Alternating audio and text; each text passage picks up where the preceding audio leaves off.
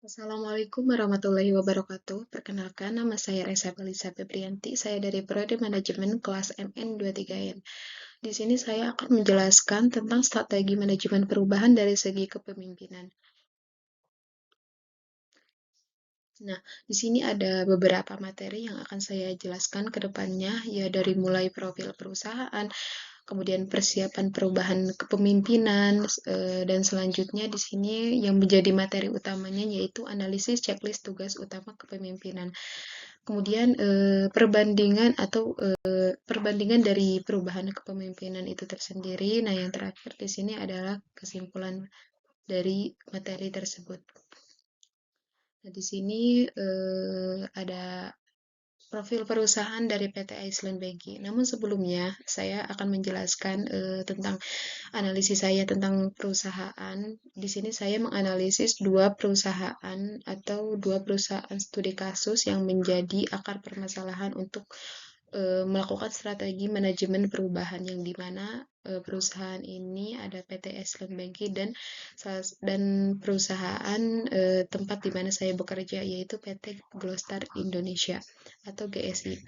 Nah, di sini saya yang pertama akan menjelaskan profil perusahaan dari PT Iceland Banking.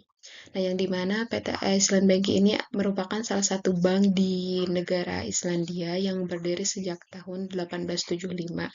Nah, bank ini itu merupakan bagian dari domestik Gelintir Banking.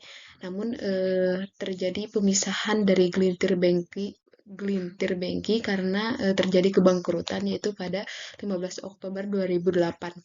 Nah, sehingga bank ini itu menjadi bank independen yang satu-satunya beroperasi di Islandia sehingga yang memiliki cabang lebih banyak gitu di Islandia juga yang dimana cabangnya itu terdapat 12 cabang ya yang mungkin bank ini itu bank yang memiliki cabang terbanyak di negara Islandia.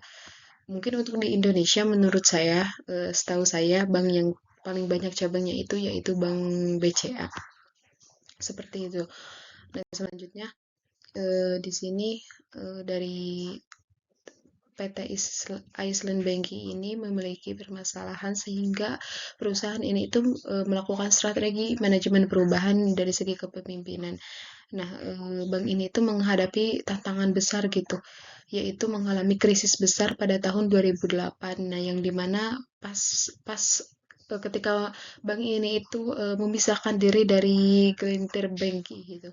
Nah, dan pada saat itu pula ketika Bank Iceland Banking ini menjadi bank independen, mereka membangun kembali strategi mereka dengan mencari kepercayaan masyarakat, kemudian menciptakan lembaga lagi gitu dengan berkontribusi positif gitu terhadap pemulihan status sosial dan perekonomian di negara Islandia agar bank mereka itu dipercaya kembali gitu.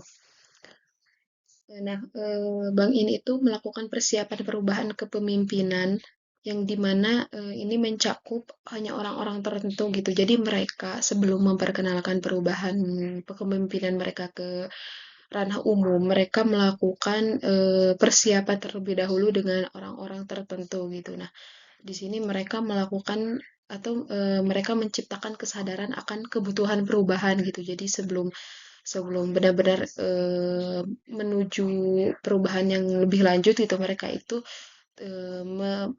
menciptakan kesadaran kenapa sih kita melakukan perubahan gitu. Nah, yang dimana pemimpin ini harus menjelaskan situasi yang dihadapi organisasi itu seperti apa.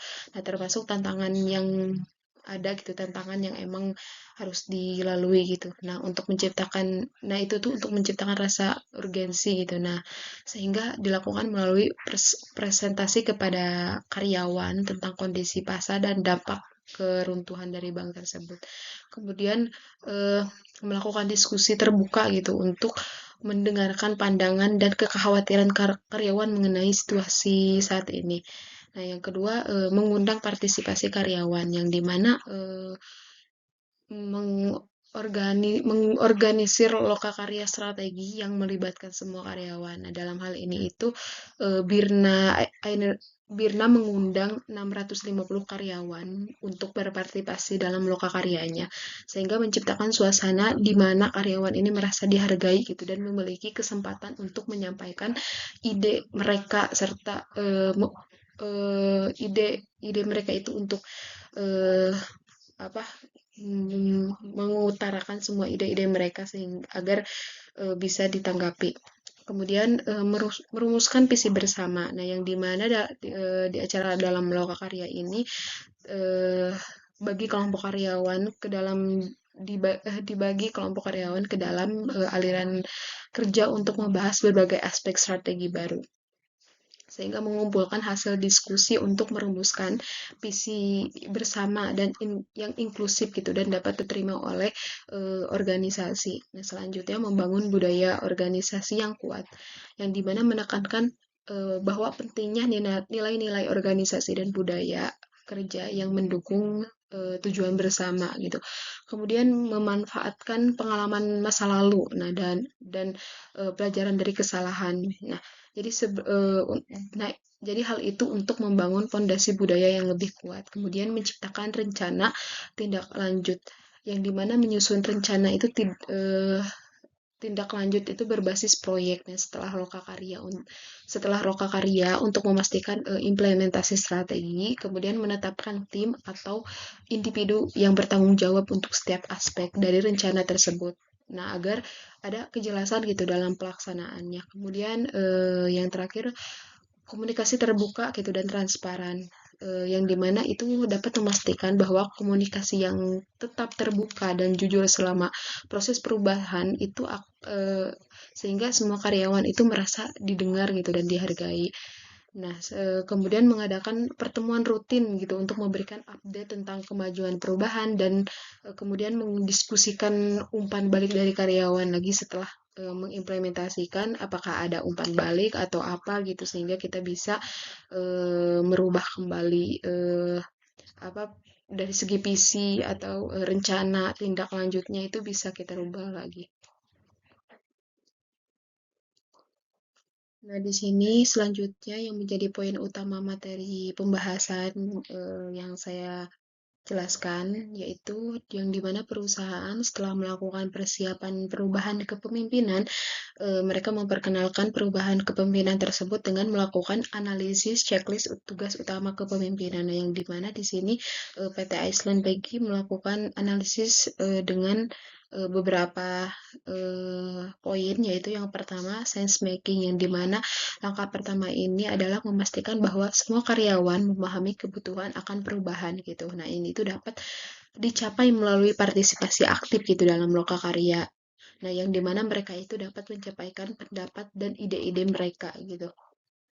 Selanjutnya dari visioning yang dimana setelah mendapatkan masukan gitu dari karyawan, nah perusahaan itu perlu merumuskan visi baru gitu. Nah, yang dimana visi ini itu harus mencerminkan hasil lokakarya dan aspirasi seluruh anggota tim. Selanjutnya sense giving, yang dimana visi yang telah dirumuskan itu harus dikomunikasikan secara terbuka gitu kepada seluruh staf dan pemangku kepentingan lainnya. Kemudian komunikasi komunikasi memiliki komunikasi yang jelas gitu dan transparan. Nah, hal itu tuh sangat penting gitu untuk membangun kepercayaan. Kemudian listening.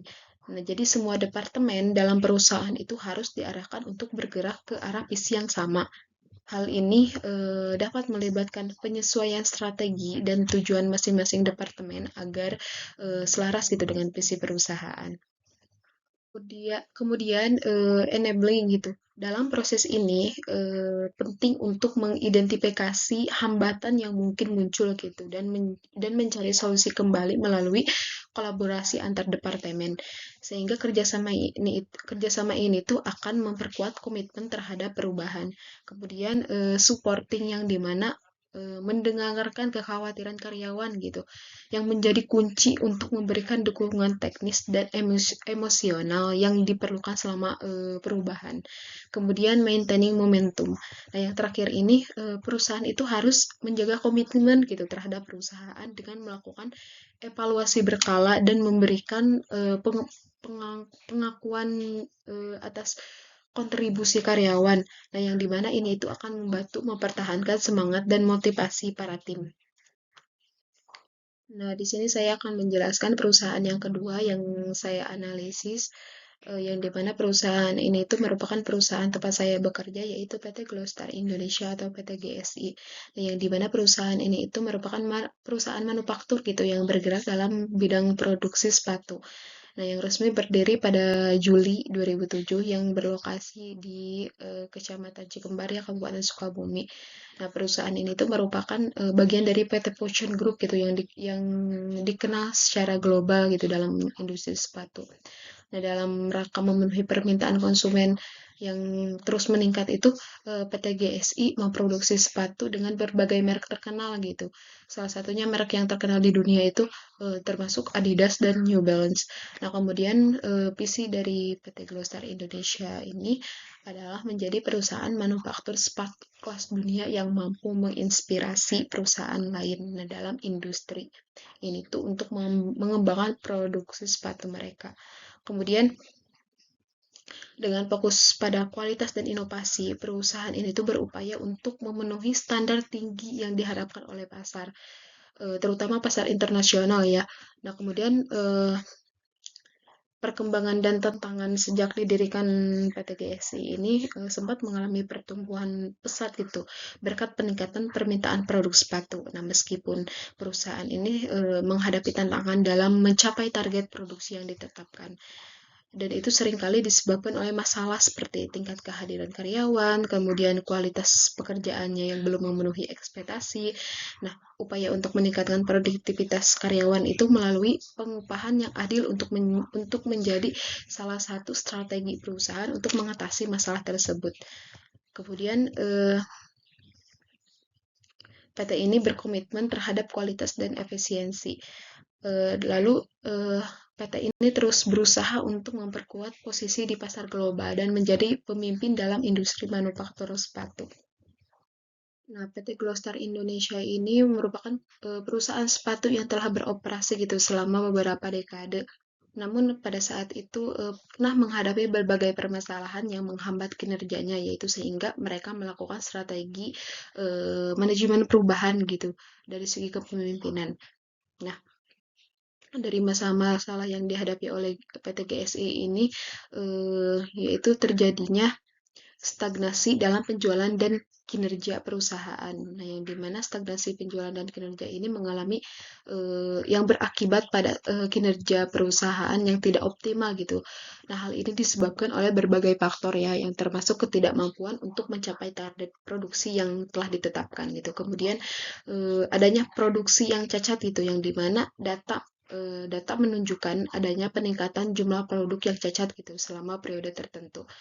Sempat kemarin beberapa minggu yang lalu saya merejekkan beberapa komponen sepatu yang emang itu tuh udah jadi, udah benar-benar di proses akhir, yang dimana itu tuh produksi sepatu Samba ya kalau nggak salah itu sudah selesai, sudah menuju tahap pengemasan. Namun ketika dicek ternyata bagian atasnya atas sepatu itu apa lemnya itu tidak melekat gitu sehingga terdapat gelombang-gelombang yang dimana itu tuh tidak layak untuk dijual atau diproduksi lagi untuk buat diekspor gitu sehingga itu terdapat 1.900 kalau nggak salah sepatu itu dikembalikan ada yang di reject atau di benar-benar di apa dirusak gitu dibuang dengan cara digunting terlebih dahulu supaya tidak ada orang yang mengambil sepatu tersebut. Ada juga sepatu yang emang dari 1.900 itu ada yang dibuang, ada yang emang masih layak untuk diperbaiki gitu dan pada saat itu saya apa memilah kembali gitu komponen-komponen antara yang layak sama yang enggak. Nah, kemudian dengan persentase barang yang cacat itu sempat mencapai lebih dari 100% gitu. dari beberapa bulan gitu. Nah, ini itu menunjukkan adanya masalah dalam pengendalian proses produksi. Nah, yang termasuk ketidaksesuaian dengan standar operasional prosedur gitu atau SOP. Kemudian kesalahan dari segi dari mesin gitu dan kurangnya pengawasan dalam proses tersebut. Proses terproduksi tersebut. Nah, mungkin pada saat itu emang dari apa yang saya tahu kenapa terjadi kenapa lemnya tidak melekat. Mungkin dari proses pengeleman itu udah melekat ya, tapi ketika lama-kelamaan, ketika menuju proses lain, ketika sampai pengemasan itu lemnya itu tiba-tiba tidak melekat dan itu tuh bisa terjadi gitu. Mungkin salah satunya emang SOP ya atau tidak terlalu lemnya itu tidak sesuai takaran yang emang harus digunakan gitu pada sepatu tersebut. Nah, kemudian keterbatasan inovasi gitu, kurangnya inovasi dalam proses produksi dan itu menjadi faktor penyebab stagnasi. Nah, kemudian mesin yang sering mengalami kerusakan dan kurangnya kesadaran karyawan terhadap tanggung jawab mereka sehingga berkontribusi pada rendahnya produktivitas. Kemudian dari kualitas sumber daya manusia juga gitu. Eh, Kinerja karyawan yang rendah termasuk tingkat kehadiran dan kualitas pekerjaan itu dapat menyebabkan perusahaan itu tidak dapat memenuhi permintaan dari pembeli gitu. Segimanapun gitu hasil hasil dari apa yang kita kerjakan itu menentukan bagaimana kita bekerja menentukan hasil dari apa yang kita lakukan gitu. Jika kita produktif, kita benar-benar sungguh-sungguh melakukan pekerjaan itu pasti hasilnya juga akan bagus. Nah, ini tuh menunjukkan perlunya peningkatan motivasi dan pelatihan bagi karyawan. Nah, seperti halnya yang dilakukan oleh PT Iceland Banky juga, PT Glostar Indonesia ini melakukan persiapan perubahan kepemimpinan terlebih dahulu gitu sebelum mereka melakukan tindakan lebih lanjut untuk memperkenalkan perubahan mereka gitu kepada halayak yang umum. Nah, yang di sini terdapat yang dilakukan oleh PT Glostar Indonesia ini yang pertama yaitu menganalisis situasi yang dimana misalkan menganalisis dari segi analisis SWOT gitu yang dimana melakukan analisis untuk mengidentifikasi kekuatan, kelemahan, peluang, dan ancaman perusahaan gitu. Nah, ini tuh membantu dalam memahami posisi perusahaan di pasar. Kemudian pengumpulan data gitu. Perusahaan mengumpulkan data penjualan dari mulai umpan balik pelanggan dan wawancara dengan karyawan lain untuk mendapatkan gambaran menyeluruh gitu tentang tantangan yang akan dihadapi selanjutnya gitu. Kemudian studi pasar gitu, dengan melakukan penelitian pasar untuk memahami tren industri sepatu dan perilaku konsumen yang dapat mempengaruhi strategi perusahaan. Kemudian kebutuhan perubahan yang dimana kebutuhan perubahan ini salah satunya melakukan identifikasi kebutuhan transformasi digital berdasarkan analisis situasi, maka tentukan bahwa transformasi digital ini diperlukan untuk meningkatkan efisiensi operasional dan daya saing di pasar. Kemudian perubahan kepemimpinan dengan mengenali bahwa perubahan kepemimpinan mungkin diperlukan untuk membawa perspektif baru dan strategi yang lebih efektif dalam menghadapi stagnasi penjualan. Nah, kemudian perusahaan melakukan rencana aksi yang dimana menyusun rencana implementasi untuk rencana aksi yang mencakup langkah-langkah konkret gitu seperti misalnya penetapan kriteria pemilihan pemimpin baru atau penyesuaian peran pemimpin saat ini. Kemudian misalnya penentuan timeline untuk transisi kepemimpinan gitu dan komunikasi kepada seluruh staf mengenai perubahan yang akan dilakukan. Nah, pengembangan rencana pemasaran baru berdasarkan hasil analisis SWOT dan umpan balik dari karyawan. Kemudian koordinasi tim gitu. Nah, bentuk tim lintas fungsi yang gunanya untuk memastikan bahwa setiap departemen itu terlibat dalam proses perubahan. Kemudian perusahaan melakukan pelatihan dan pengembangan. Nah, Seperti apa sih pelatihan dan pengembangannya itu? Misalnya perusahaan itu melakukan program pelatihan digital gitu dengan menyiapkan program pelatihan untuk karyawan agar mereka siap menggunakan teknologi baru yang akan diimplementasikan. Nah, misalnya dari mesin gitu, dari teknologi mesin yang awalnya kita harus dilakukan produksi secara manual atau menggunakan tangan, ketika ada mesin yang bisa digunakan untuk misalnya dari pemotongan komponen gitu, dari bahan menuju pembentukan sepatu yang awalnya kita menggunakan tangan, eh, mencetak dengan tangan tiba-tiba dan perusahaan tiba-tiba mengganti dengan mesin dengan teknologi mesin gitu, sehingga itu akan memperingan pekerjaan dan kita hanya sekedar menyiapkan komponen, kemudian biar mesin yang jalan, terus setelah itu kita mengecek ulang komponen tersebut apakah bagus atau tidak, dan itu kita bisa memperingan dan mempercepat target produksi gitu. Kemudian pelatihan manajerial. Nah, dengan memberikan pelatihan bagi pemimpin baru atau pemimpin yang ada gitu untuk meningkatkan keterampilan. Nah, kepemimpinan eh, mereka itu dalam mengelola perubahan.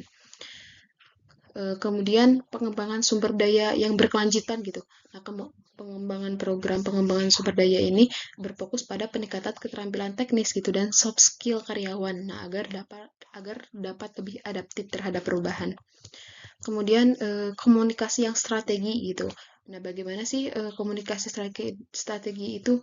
Misalnya dengan rencana komunikasi internal gitu, yang dimana buat rencana komunikasi untuk menyampaikan informasi mengenai perubahan. Nah, eh, dengan menyampaikan informasi ini, kita dapat memastikan semua pihak memahami tujuan dan manfaat dari perubahan. Selanjutnya, misalnya forum diskusi. Eh, Perusahaan mengadakan forum diskusi atau pertemuan rutin gitu untuk mendengarkan masukan dari karyawan dan menjawab pertanyaan mereka terkait perubahan.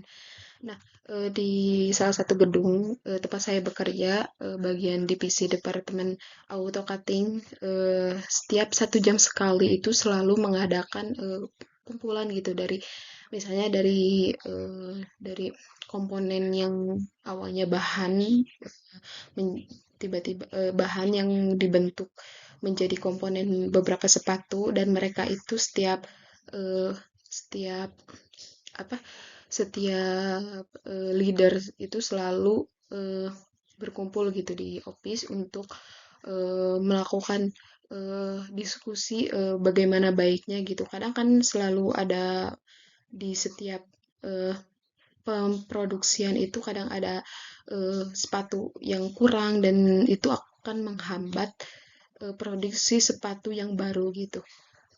Kemudian monitoring dan evaluasi.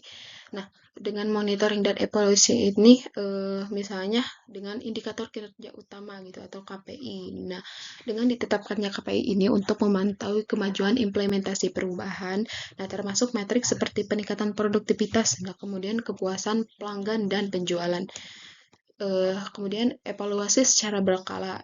Dengan melakukan evaluasi berkala terhadap hasil perubahan berdasarkan KPI yang telah ditetapkan. Kemudian jika hasilnya tidak sesuai harapan, maka perusahaan melakukan penyesuaian pada rencana gitu. Kemudian melakukan umpan balik karyawan dengan mengumpulkan umpan balik dari karyawan secara rutin untuk memahami dampak perubahan, yang mengidentifikasi area yang perlu diperbaiki itu apa saja gitu kan, apa yang harus diperbaiki, apa yang menjadi kendala dari proses produksi eh, sepatu tersebut gitu. Dan itu eh, ketika karena kan yang tahu karyawan gitu kan, atasan mungkin hanya sekedar tahu yang penting jadi, yang penting ada gitu, terus ke target gitu kan. Nah, dengan mengadakan umpan balik karyawan ini, atasan bisa tahu oh ternyata mungkin karyawan terhambat karena ini, dan kita harus merubah hal tersebut supaya karyawan ini lancar gitu untuk memproduksi komponen-komponen sepatu untuk dijadikan produk jadi gitu.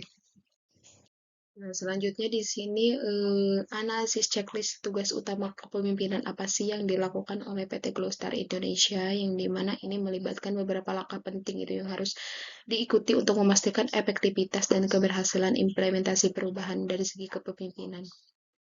Nah, di sini beberapa poin gitu kan yang dilakukan oleh PT Globestar Indonesia untuk melakukan memperkenalkan perubahan mereka gitu.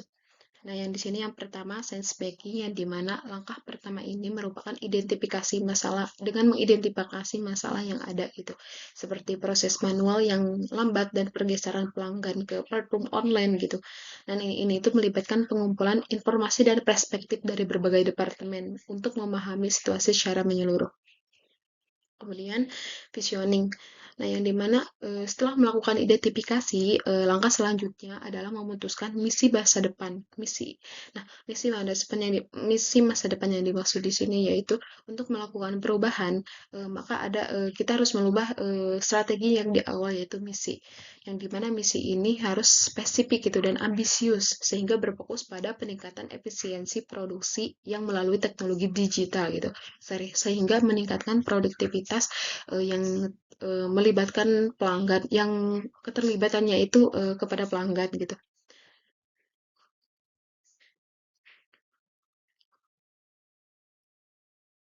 Nah, selanjutnya di sini sense giving yang dimana tahapan ini itu penting untuk mengkomunikasikan visi kepada seluruh staf, pelanggan dan mitra bisnis.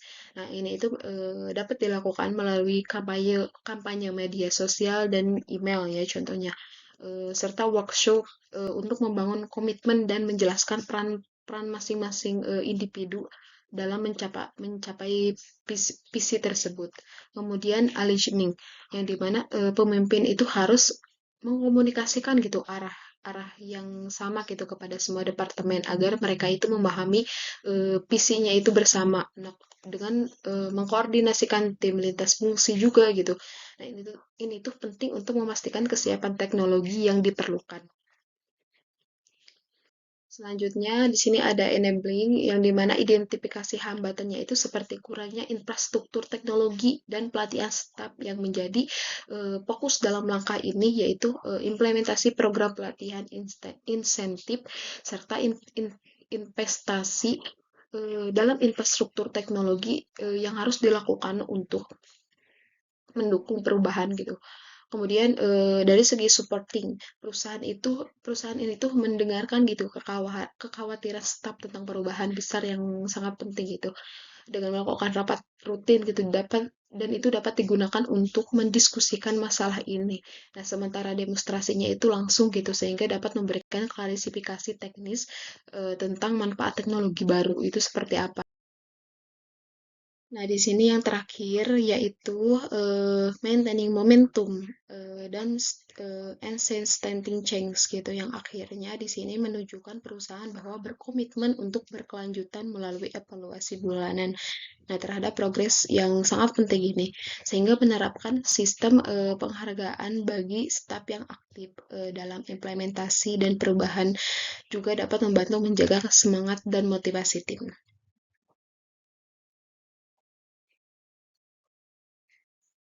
Selanjutnya di sini perbandingan perubahan dari kepemimpinan dari kedua perusahaan dari PT Iceland Banking dan PT Globestar Indonesia ini menunjukkan perbedaan yang signifikan gitu dalam pendekatan mereka terhadap perubahan dan keterlibatan karyawan. Nah, di sini yang pertama dari segi sense making yang dimana Iceland Bank ini atau Birna Einarsdóttir ini berhasil menciptakan kesadaran akan kebutuhan perubahan dengan melibatkan 650 karyawan dalam lokakaryanya untuk menjelaskan situasi krisis yang dihadapi bank tersebut. Namun berbeda dengan PT Globestar Indonesia yang malah sebaliknya bahwa manajer operasional menyadarkan adanya masalah dalam proses manual dan pergeseran pelanggan ke platform online. Nah, tetapi kurang melibatkan karyawan secara langsung dalam proses ini. Selanjutnya dari segi visioning yang dimana dari PT Iceland Banking ini merumuskan gitu visi baru yang berfokus pada membangun kepercayaan masyarakat dan menciptakan budaya organisasi yang kuat gitu dengan melibatkan masukan dari karyawan dengan mengadakan lokakarya. Di sisi lain, dari manajemen PT Gloster Indonesia ini merumuskan visi untuk informasi digital, tetapi tidak menekankan keterlibatan karyawan dalam proses perumusan visi tersebut gitu. Kemudian dari sense giving, yang dimana visi di Iceland Banking ini dikomunikasikan gitu secara terbuka kepada seluruh staf melalui lokakarya dan diskusi terbuka sehingga mendapatkan dukungan luas gitu dari karyawan. Nah, sebaliknya dari PT Gloster Indonesia ini, meskipun manajer marketing menggunakan kampanye media sosial dan email untuk mengkomunikasikan visi, dan itu tidak ada forum interaktif ya yang melibatkan semua karyawan. Nah, selanjutnya dari Alignment, yang dimana Birna ini memastikan semua departemen bergerak ke arah yang sama gitu, mengarahkan diskusi dalam Rokakarya untuk menciptakan kesepakatan tentang strategi baru. Nah, sedangkan di PT Gloster Indonesia, meskipun adanya upaya untuk mengkoordinasikan tim lintas fungsi, maka detailnya itu tentang bagaimana semua pihak terlibat dalam memahami visi bersama yang mungkin kurang jelas gitu. Nah, kemudian enabling yang dimana Iceland Banking ini memiliki hambatan diidentifikasi yang diidentifikasi dan diatasi melalui kolaborasi antar departemen selama diadakannya lokakarya. Nah, kemudian dengan menciptakan budaya yang mendukung perubahan gitu. Kemudian sementara dari PT Gloster Indonesia yang dimana manajer operasional ini mengidentifikasi hambatan seperti kurangnya infrastruktur dari teknologi gitu, tetapi kolaborasi antar departemennya itu dalam mengatasi hambatan tersebut itu tidak dijelaskan secara mendetail gitu. Karena saya juga mencari informasi tidak terlalu mendalam karena keterbatasan apa ranah yang mungkin mereka tidak memberitahu yang tidak bisa diberitahukan gitu kepada saya. Nah, kemudian dari supporting yang dimana Birna ini dari Iceland Banking mendengarkan kekhawatiran staf selama proses perubahan dan memastikan gitu komunikasi ini selalu terbuka sehingga menciptakan lingkungan di mana karyawan merasa dihargai gitu. Kemudian di PT Gloster Indonesia ini, meskipun manajer marketing mengadakan rapat rutin untuk mendengarkan masukan staf tentang perubahan besar, maka pendekatan ini tuh tampaknya kurang terstruktur gitu dibandingkan dengan Iceland Banking gitu. Kemudian yang terakhir maintaining momentum yang dimana Iceland Banking ini menunjukkan komitmen berkelanjutan gitu terhadap perubahan melalui evaluasi rutin dan pengakuan atas kontribusi karyawan.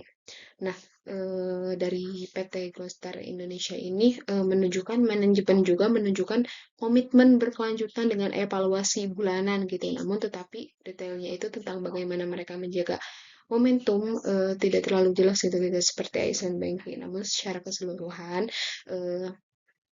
meskipun kedua organisasi ini berupaya melakukan perubahan positif melalui kepemimpinan yang transformasional, dari Iceland Banking ini tampaknya lebih berhasil gitu dalam melibatkan karyawan dan menciptakan budaya organisasi yang mendukung perubahan gitu dibandingkan dengan PT Gloster Indonesia. Kesimpulan dari materi yang saya jelaskan menunjukkan bahwa pemimpin di Iceland Banking ini menunjukkan perilaku kepemimpinan yang lebih terstruktur dan inklusif gitu dibandingkan dengan PT Gloster Indonesia. Nah, pendekatan inklusif di Iceland Banking ini memungkinkan karyawan untuk terlibat langsung dalam setiap langkah perubahan yang berkontribusi pada peningkatan peluang keberhasilan transformasi organisasi. Nah, keterlibatan ini tuh menciptakan rasa memiliki dan tanggung jawab di antara karyawan sehingga mereka lebih berkomitmen gitu terhadap tujuan perusahaan.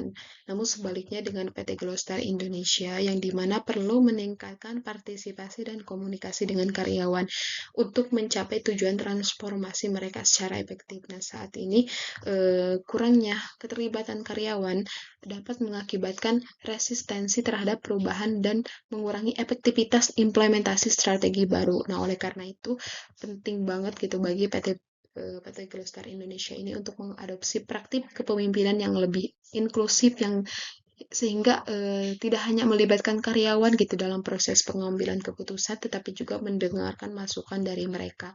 Nah, secara keseluruhan, perbandingan antara kedua organisasi ini menunjukkan bahwa kepemimpinan yang inklusif dan terstruktur dapat menjadi faktor kunci dalam keberhasilan eh, dan transformasi organisasi. Nah, dengan meningkatkan keterlibatan karyawan PT Glostar Indonesia juga dapat memperbaiki komunikasi internal dan menciptakan lingkungan kerja yang lebih kolaboratif. Nah, yang pada gilirannya itu akan mendukung pencapaian tujuan strategi perusahaan. Mungkin cukup sekian dari saya. Mohon maaf bila ada kekurangan. Terima kasih. Wassalamualaikum warahmatullahi wabarakatuh.